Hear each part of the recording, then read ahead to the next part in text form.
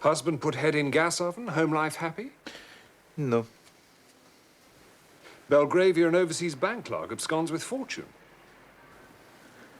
How much is this fortune? £90,000. No. That's a king's ransom, Poirot. When it is used to ransom a king, it becomes interesting to Poirot. Missed typist of 21. Where is Edna Field? Oh, no. There's good stuff here, Poirot. Mysterious suicide, absconding bank clerk, missing typist. Yes, but I am not greatly attracted to any of them, mon ami. I have many affairs of importance of my own to attend to. Such as? My wardrobe, Hastings. If I mistake not, there is on my new grey suit the spot of grease. You have noticed it, perhaps, eh? No. No? Well, it's only the one spot, you understand, but it is sufficient to trouble me. Then there's my winter overcoat. I must lay him aside in the powder of Keating's. Eh? And I think... Yes, I think the moment is ripe for the trimming of the moustache. Also the pomading. There's a lady to see you, Mr. Poirot. A lady? A client. Her name's Mrs. Todd. Unless the affair is one of national importance, I touch it not. I couldn't say, sir. Shall I ask her? Yeah, no, Miss Lemon. Show Mrs. Todd in. We shall judge for ourselves, eh, Hastings? Oh, yes. Mrs. Todd. Doesn't sound as if she's nationally important. Mind you, I knew a Mrs. Jones once who was master of hounds with the Mid-Rutland. Yes. No, that's all. Funny woman. Mrs. Todd, sir. Thank you. Oh, are you Mr. Poirot? I am Hercule Poirot? Yes, madame. Oh, you're not a bit how I thought you'd be. Did you pay for that bit in the paper saying what a clever detective you were, or did they put it in themselves? Madame. Oh, I'm sorry, I'm sure. But you know what newspapers are like nowadays. Nothing but puff. But no offence taken, I hope. I'll tell you what I want you to do for me. I want you to find my cook. I fear you are making a mistake, madame. Hercule Poirot is a private detective. I know that. Haven't I just told you I want you to find my cook for me? Walked out of the house on Wednesday without so much as by your leave and never came back. I am sorry, madame, but I do not touch that particular kind of business. I wish you good day. So that's it, is it? Too proud, eh? Only deal with government secrets and countesses' jewels? Well, let me tell you, Mr. High and Mighty Poirot, a good cook's a good cook. And when you lose one, it's as much to you as pearls out of some fine lady.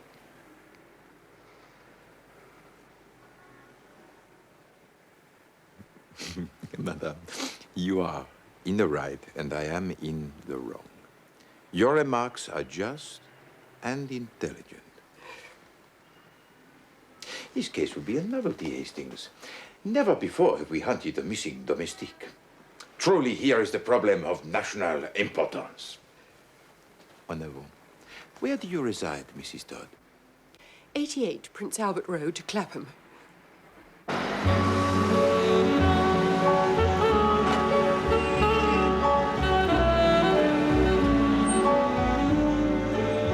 You say this jewel of a cook went out on Wednesday and did not return? Wednesday, yes, it was her day off. The day before yesterday. Has it occurred to you, madame, that she might have met with some accident? Have you inquired at the hospital? That's exactly what I thought yesterday, but this morning, if you please, she sent for her box. What box? Her box. Her trunk. Luggage. Oh, I see. Will you describe her to me, madame? Oh, she's most respectable. 10 years in her last place. Middle-aged, grey-haired, thin. And her name? Dunn. Eliza Dunn. This is Clapham. There's the common.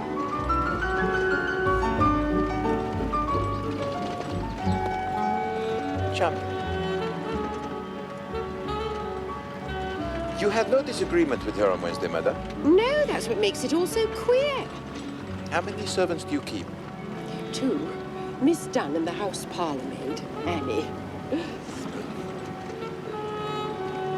There we are. There's 88. All right, driver.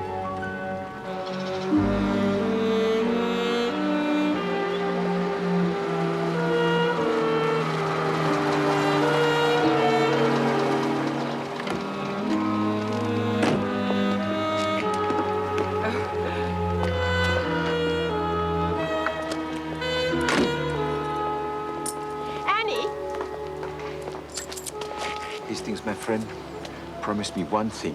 What's that, Poirot? Never, but never must Chief Inspector Japp hear that I investigated such a case. Mum's the word, old boy.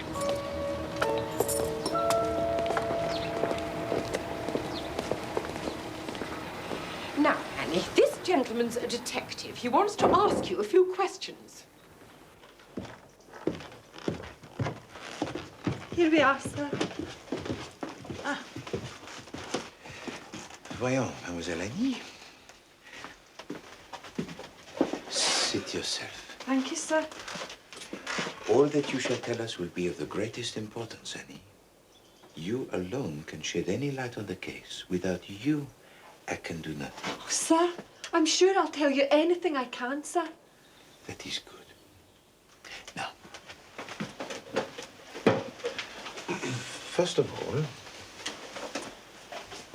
what is your own idea?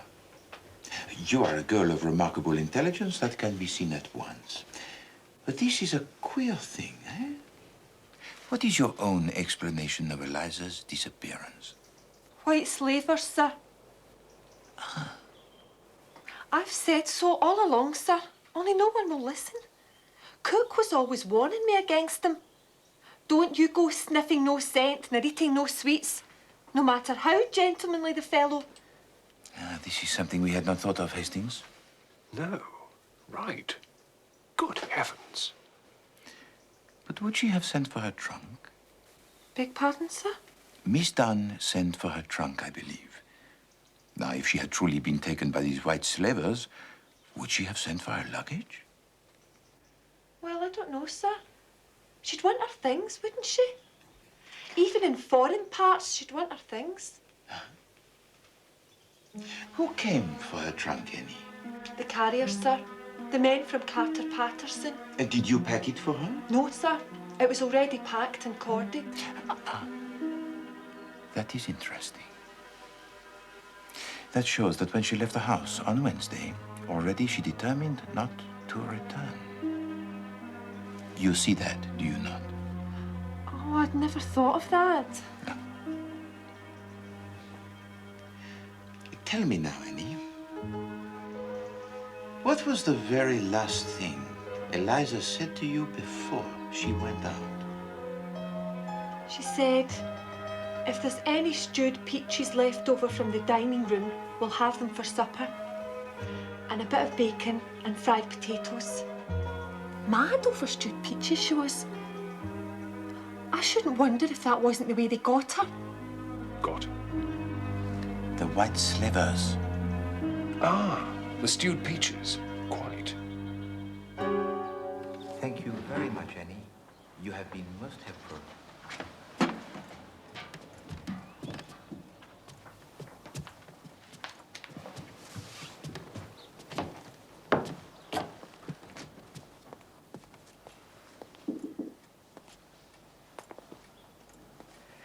Was she saying things about me? Not at all. Only things of the pleasantest nature. But for a woman of your intelligence, madame, it would be tiresome to bear with patience the roundabout methods we plodding detectives have to use. Oh, I see. Well, I wouldn't say there was all that much difference between us, Mr. Poirot. Mind you, I was always very good at general knowledge at school. There. And your husband, too, I'm sure, is the intellectual, yes? Yes. Yes, he does very well with figures. A successful businessman? With the Prudential, yes, in the city. What about the other inmates of the house, madame? Oh, you mean Mr. Simpson, our paying guest? What is his profession, madame? Oh, he's in business, too, with the Belgravia and Overseas Bank. A young man, is he? 28, I believe. A nice young fellow. Well, they'll both be in at about 6 if you want to see them. An excellent suggestion, madame. Well, my colleague and I will take a turn on your famous common for 1 hour.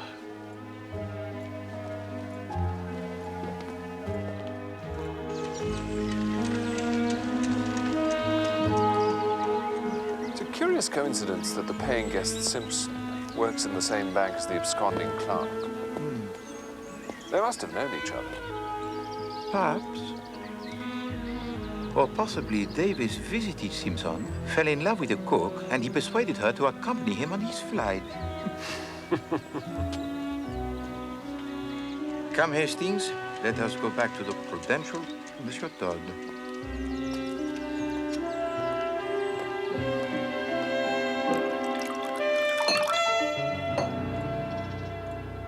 I've heard of you, Mr. Poirot, haven't I?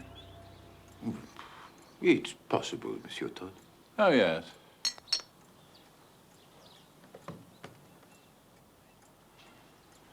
I follow crime, you know. Indeed. Well, perhaps you have some theories about the disappearance of your cook. Theories? No. It's hardly a crime, is it? Good cook, though. And economical. I'm very hot on economy. Admirable. Now, we would like to have a few words with your Mr. Simpson, if that's possible. Another one after that. Thank you.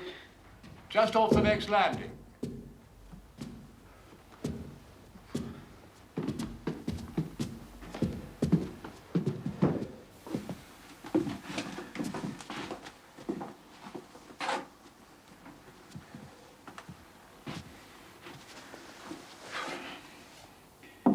Mr. Simpson? Hold on.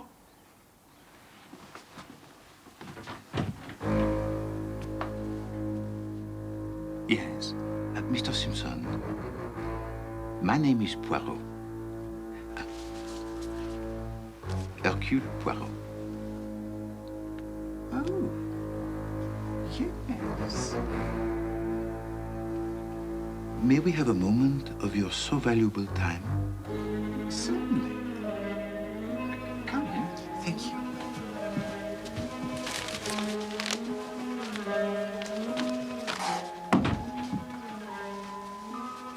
Mr. Simpson, Mrs. Todd has engaged me to find Eliza Dunn, the cook. Oh? Where is she? Well, that is what we do not know, monsieur. You know her, of course. Well, I must have met her, I suppose. Well, it would seem that Miss Dunn has not been seen since Wednesday. Did you see her on that day? I don't think so. I don't know. You were at work as usual on Wednesday? Yes? Well, thank you, Mr. Simpson. It was most kind of you to spare us the time.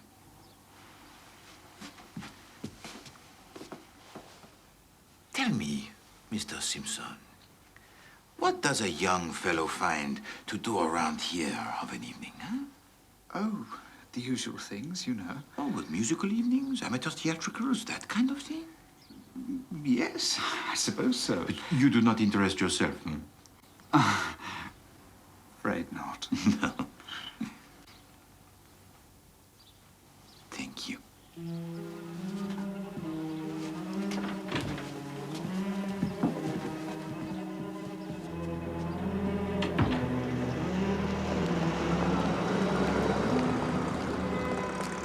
I think that husband's got something to do with it. To do with the missing cook? There's something about him I don't trust. Merely because a man does not offer you a drink, Hastings, does not mean that he is necessarily guilty of other crimes. Well, there doesn't seem to be any crime at all, as far as I can see. No, it is a curious case, full of contradictory features. I am interested. Oh, yes. I am distinctly interested. What? How does she dare? What is it? As a favor, as a great favor, I agree to investigate this two-penny, half-penny affair. What is it, old chap? Read it! Read it! Mr. Todd regrets that after all his wife will not avail herself of Mr. Poirot's services. Yeah. After talking the matter over with me, she sees that it is foolish to call in a detective about a purely domestic affair. Yeah. Mr. Todd encloses £1 for consultation fees. Is this to be believed, huh? Do they think they can get rid of Hercule Poirot like that, huh? No! No, no, no, no, no, no! 36 times! No! They send me £1, huh?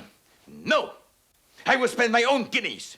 3,600 of them, if need be. But I will get to the bottom of this matter.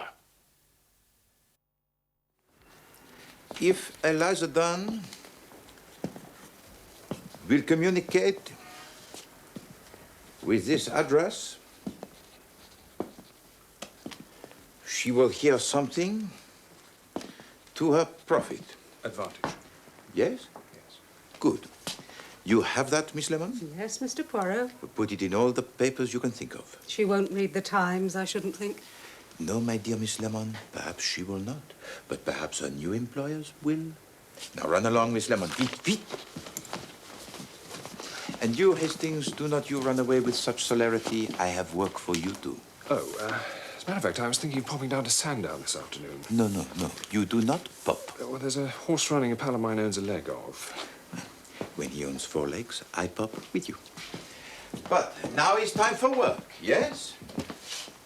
I want you to telephone all the domestic agencies you can find and see if they have found Miss Eliza Dunn a new post. As for me, I pop to the City of London.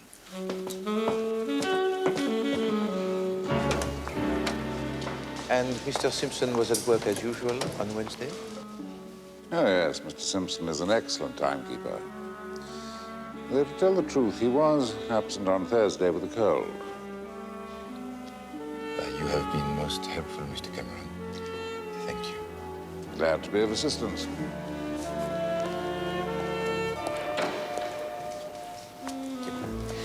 It is an unfortunate occurrence, this business of Davis absconding.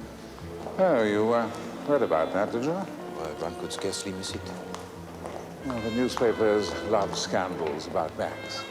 That is human nature, Mr. Cameron. But it is comforting for us mere motorists to know that banks, too, have their difficulties. Again, I thank you, monsieur.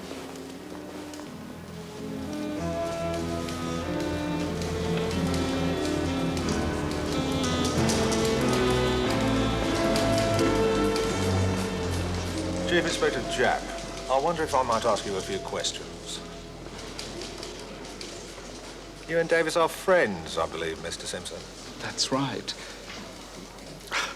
I can't believe this of him. There must be some mistake. If I told you, sir, the number of times I've heard that said. If you had to hazard a conjecture, Mr. Simpson, as to where Davis might go if he wanted to hide, where would you say? I don't know. He was fond of Broadstairs. Yes, I was thinking of somewhere a little more exotic than that, sir. Foreign parts, even. Oh, I don't think he's ever been abroad. You were at work as usual on Wednesday, were you, Mr. Simpson? It's Thursday you want to know about, surely.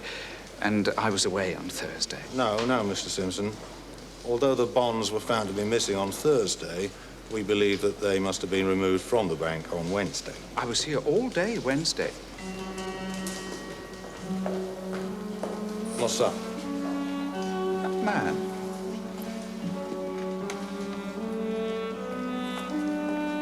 What about it? He was at my diggings yesterday. Was he, by George?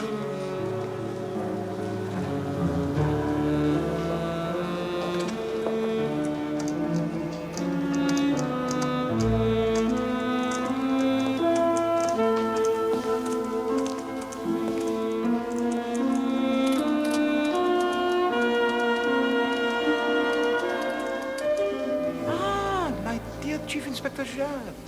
After the reward, eh, Poirot? Oh, no. No, I am engaged on quite a different case. And what would this different case be, then? Ah, well, now, there is such a thing as client confidentiality, Chief Inspector. Let me just say that this case I am engaged on is of national importance. Well, I'm glad to hear it, Poirot. Someone was trying to tell me you'd gone into the missing domestics business. No, I said. Not Poirot, I said. Hard times or not, he wouldn't fall that far.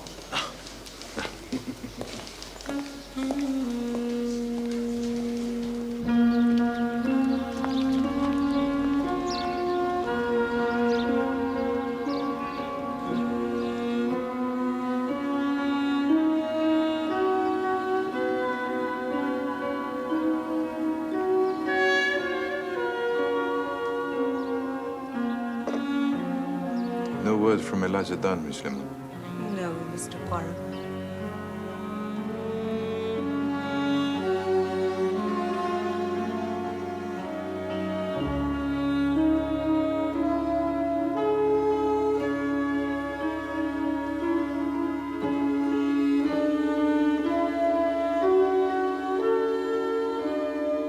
Another letter from the Duchess of Wrexham.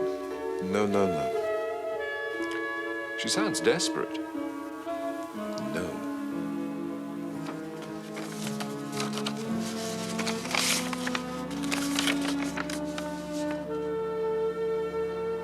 Good heavens.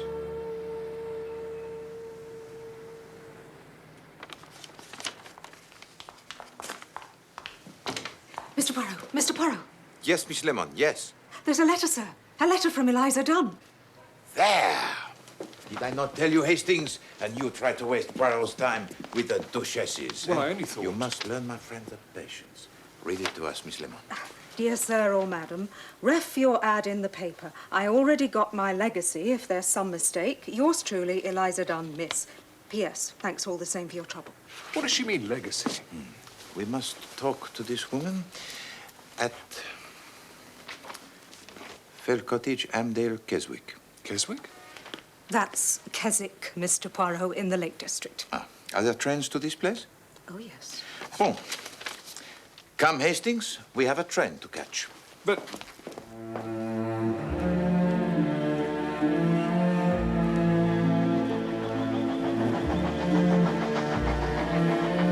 Look at it, Hastings. Not a building in sight. Not a restaurant. Not a theater. Not an art gallery. The wasteland. I thought you liked the country. But this is not the country, my friend. The country is full of trees and flowers and public houses. This is a desert. I don't know why we've come all this way anyway. You found the cook. No, the cook is but the beginning of the story, Hastings. We're on to bigger things.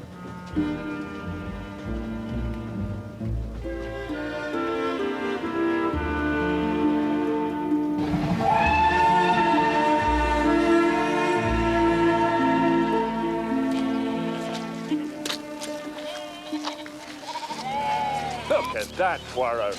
Look at that view. Yes, well, views are very nice, Hastings. But they should be painted for us so that we may study them in the warmth and comfort of our own homes. That is why we pay the artist for exposing himself to these conditions on our behalf. What do you mean, conditions? It's a wonderful day. Just fill your lungs with that air. No, my poor friend. This sort of air is intended for birds and little furry things. The lungs of Hercule Poirot demand something more substantial. The good air of the town. Fell Cottage, I perceive.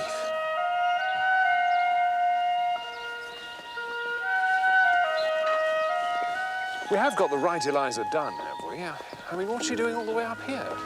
That is what we are here to find out.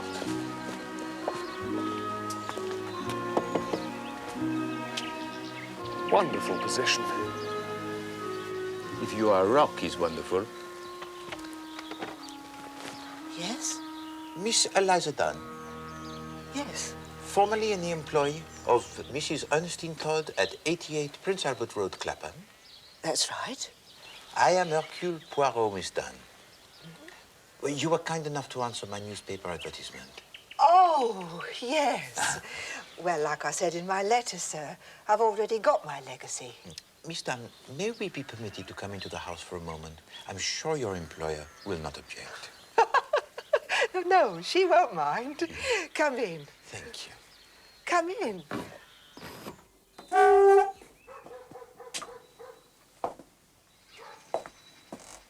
The reason I laughed, sir, I'm sorry, is I don't have no employer, see? This is my house. Oh, Miss Dunn, forgive me. That's all right, sir. You wasn't to know. This is part of my legacy, see?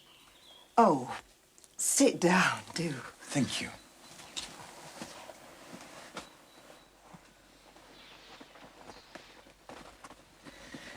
Now, Miss Dunn, you have mentioned your legacy, but Captain Hastings and I, we know nothing of this. What was the ad then? Your late mistress, Mrs. Todd, was much concerned about you. She feared some accident might have befallen you. But didn't she get my letter? No, she got no letter. She got no word of any kind. Oh, dear, sir. I gave the letter to Mr. Crotchet. I said most particular he was to give it to Mrs. Todd. Oh, dear. Well, perhaps you would recount to Captain Hastings and me the whole story? Well, Wednesdays is my day out. And it was last Wednesday that it all started, like. The stone which the builders rejected, the same is become the head of the corner. I'd been over to see my friend in Oxton and I was on my way home when a gentleman stopped me. He said he'd been asking for me at number 88. Then he told me some story about an old friend of my grandmother's in Australia leaving me a house and some money in her will. Well, I didn't believe him at first. And then he showed me this letter. It will be the stone which the builders have rejected. Who was these lawyers, Hurst and Crotchet, 127 Wentworth Way, Melbourne? Well, one of them is right here, Miss Dunn. Benjamin Crotchet, attorney at law. I hope that allays your very understandable fears. Oh, yes, indeed, sir. I didn't mean to doubt you. Now, Miss Dunn, to business. I do have to tell you that the house is in Chiswick. Ah, that's just over by Acton, isn't it, sir? No, Miss Dunn, it's in the north of England, near Carlisle. Oh, my good God. But before we confront that particular difficulty, there is one other stipulation that we should get out of the way. And whatever's that, sir? Well, it's of no importance as it doesn't apply in this case, thank heaven. It's just a stipulation that you should not be in domestic service. Oh. Whatever's the matter, Miss Dunn? I'm a cook, sir. Didn't they tell you at the house? My dear Miss Dunn, I had no idea. This is very unfortunate. Will I have to lose the money, sir? And the house, sir? Sounds ever so nice. Even if it is a bit out of the way.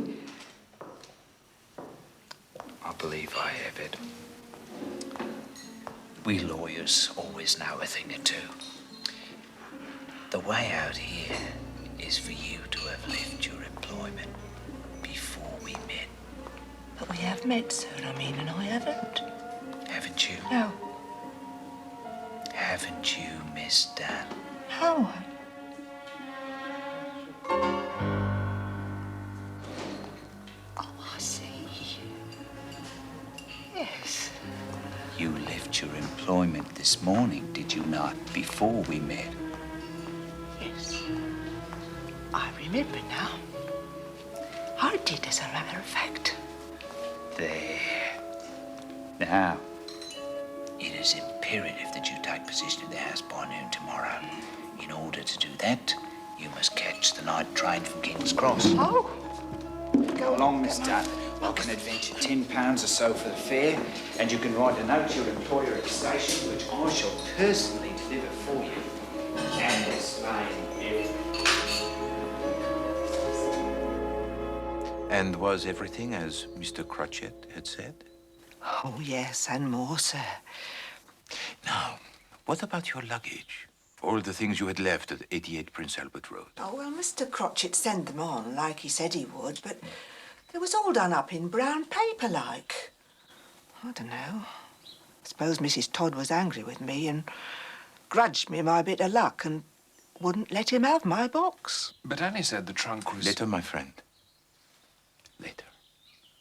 But there, you said she never got my letter. Mm-hmm. Well, I can't say as I blame her. I see. Well, thank you, mademoiselle. Oh. There had been, as you say, a little muddle about your trunk, which I will straighten out with Mrs. Todd, if you will permit. Oh, thank you very much, sir. Come, Hastings. We must return to London with all possible speed.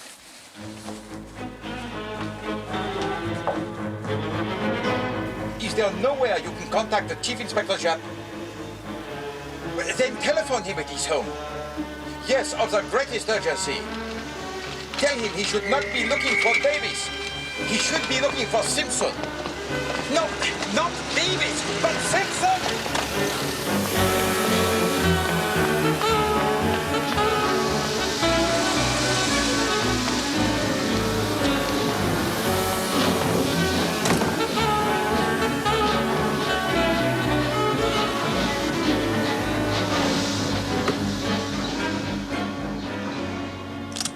Thank you.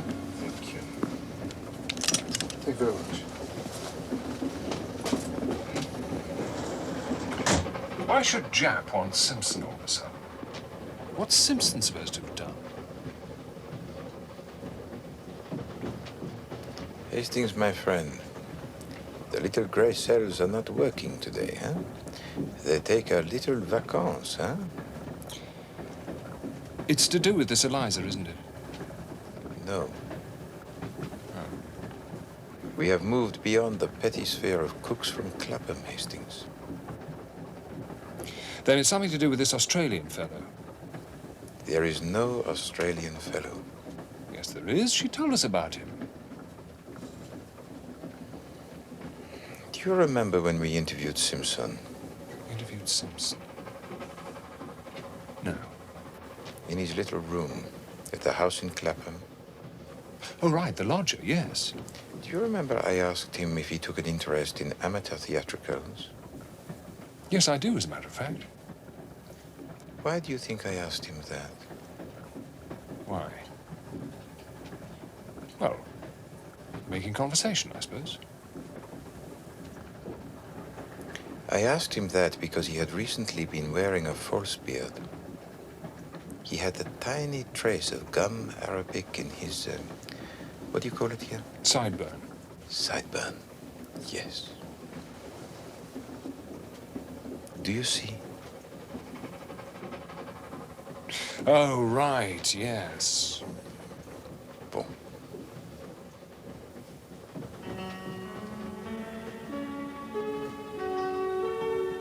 The Australian was Simpson in a false beard.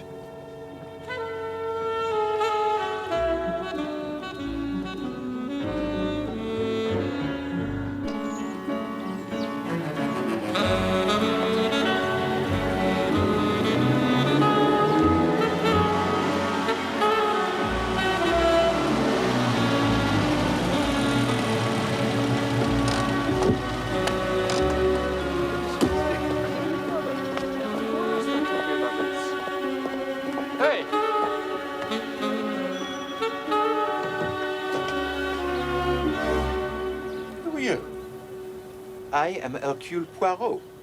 Who are you? Sarge, there's some French gent at the door. No. I am not some French gent. I am some Belgian gent. Well, and if it isn't Mr. Poirot? It is. Is the lady of the house in? The Chief Inspector's here. Mr. Poirot! Ah, Mrs. Todd, good I don't know how you have the impertinence to show your face here again. But, Mrs. Todd... You were paid off, Mr. Poirot. You were paid off handsomely. Well... And then look at this. We've got policemen crawling all over the house.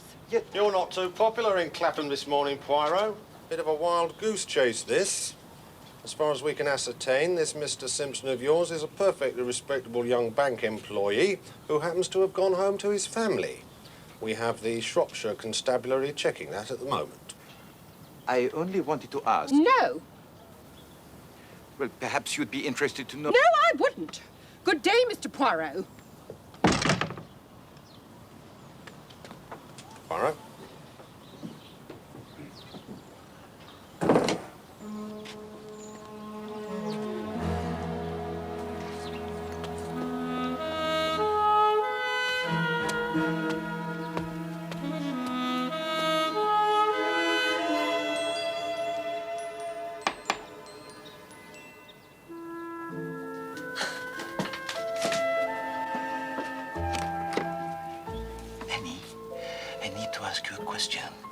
Can you help me?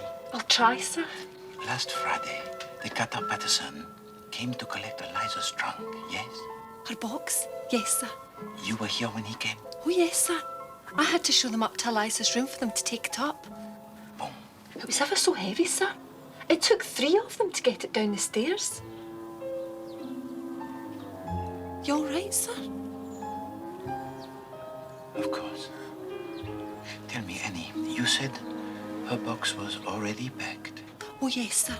Packed, locked and corded. Quite a thick rope round it and done up ever so tight. Did it have a label on it? Yes, it did, sir. With an address? Just a name. Miss Eliza Dunn, it said. Twickenham Station, to be called for. Very well, Annie. Thank you. Au revoir. Au revoir, sir. Excellent.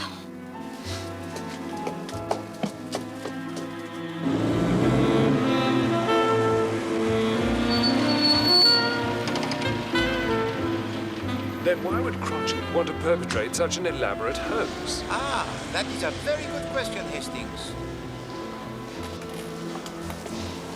But Eliza Dunn has got her house. I shall be surprised if she finds she has more than a 6 months lease. So what did Crotchet want? Crotchet? Well, Simpson then, pretending to be Crotchet. He wanted something that Eliza Dunn had. Money, the Australian legacy. He wanted a battered old tin trunk. Her trunk? With nothing in it? But he could buy a trunk. Oh, but he did not want a new trunk, mon ami. He wanted a trunk of pedigree. A trunk of assured respectability. Now, look here, Poirot. What would Simpson want an old trunk for? To put the body in, of course.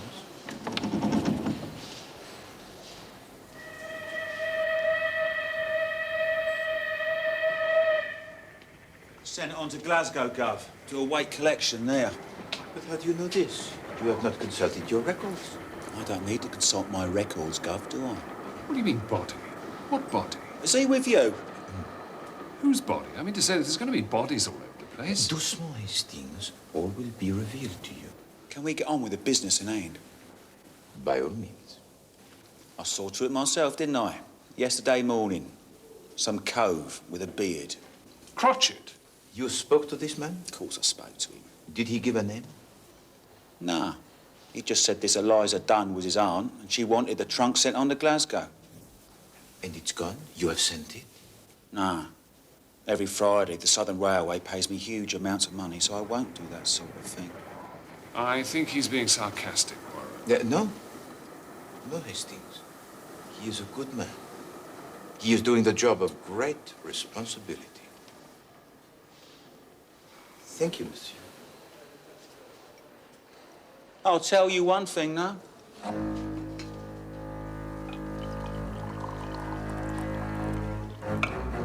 And what is that, monsieur? Are you looking for this bloke or something? Well, of course we're looking for him. I'm talking to the engineer, not the oil rag. Now, look here. No, Hastings. What is this one thing you will tell us, monsieur? All right. I'll tell you. I'll tell you where he is. There. Go on. Well, at least where I think he is. Ah, a bit less sure now. I bet he is. I bet he's where I say. And where do you say? Bolivia. There. Bolivia? That's in South America. And what is it that makes you think he is in Bolivia? Well, going there, at least, on his way, like. He has to pay for this trunk to be sent on to Glasgow, see? I see. He takes out a wad of notes, could choke a cart horse it would. There's a few English notes there, which he pays what he owes me with. But I couldn't help but notice most of the other notes were Bolivian. Hastings, this gentleman is a genius. How do you know they were Bolivian? Well, one tiny little thing was, they had Bolivia written all over them, didn't they?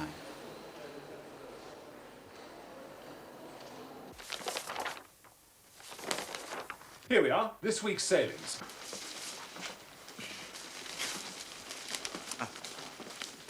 Nothing for Bolivia today. Bolivia is a landlocked country, Hastings. Ah, that explains it then. One sails to Buenos Aires and goes by train from there. What lovely names they all have. Queen of Heaven sailing for Caracas. Thank you, Miss Lemon. Can we stick to Buenos Aires, please? Ah, here we are. The SS Novonia from Southampton at 1 a.m. Well, let's go then. Are we looking for Simpson or the trunk? Simpson, of course. The trunk is in Glasgow. But first, Scotland Yard.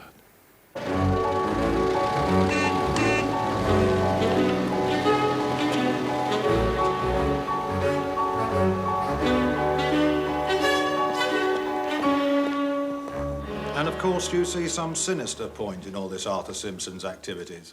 Well, yes, of course, Chief Inspector. 6 months' rent on a house, £150 to Miss Dunn. It is not much to assure the success of his plan. And this famous plan is? I mean, we've heard a lot about it, Mr. Poirot, and I'm sure it's been very entertaining, but... We are wasting time, Chief Inspector. Go on, then. His plan, of course, is to steal £90,000 worth of negotiable securities from the Belgravia and Overseas Bank. No, that's Davis.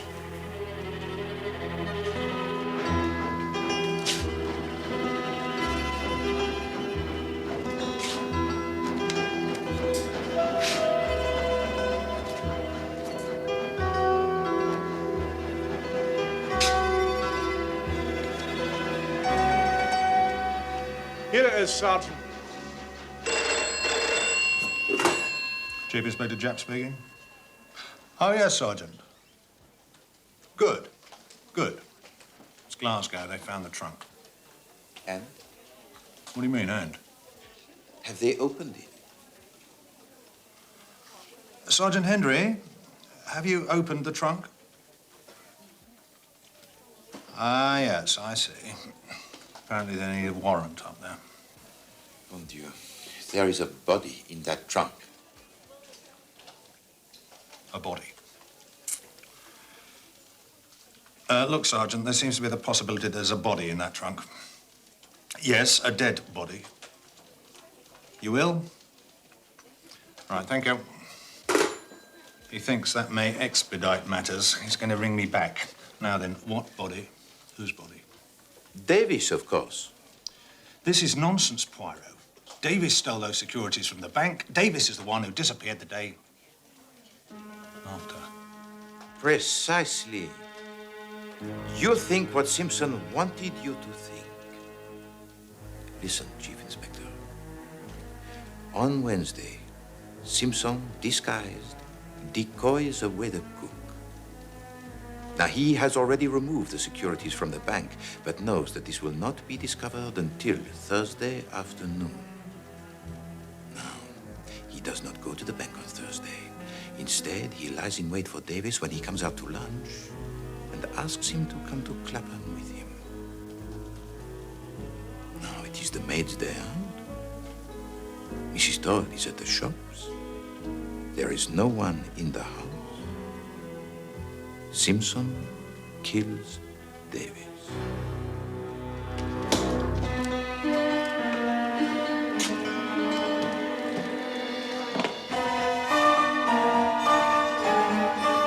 The one difficulty for a murderer is the disposal of the body.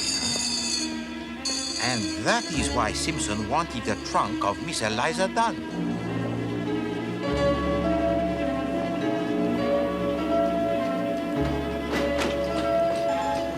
And now, if I am not much mistaken, my friends, it is here we will apprehend our murderer.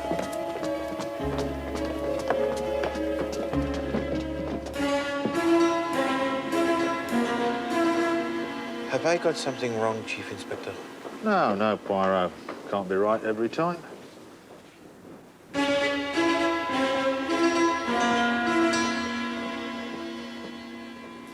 Mon Dieu, I am wrong.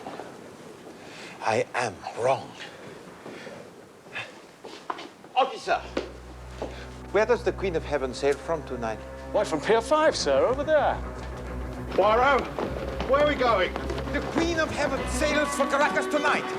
I remember it from the time. Yes, but Caracas isn't in Bolivia, is it? What the porter saw on the banknote was not Bolivia. What was it then? It was Bolivar. And the Bolivar is the unit of currency in Venezuela. Our friend is on his way to Venezuela.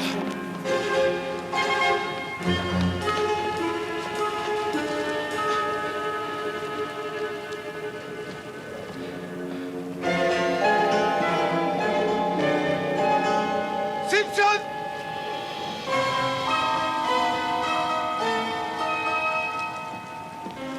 Stop that man!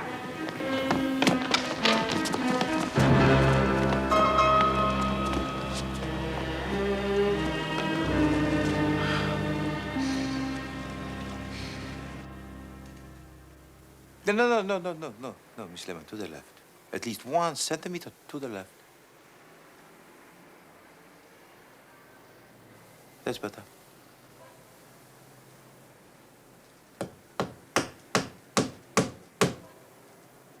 Voila. Is there nothing to which Hercule Poirot cannot turn his finger? Hand.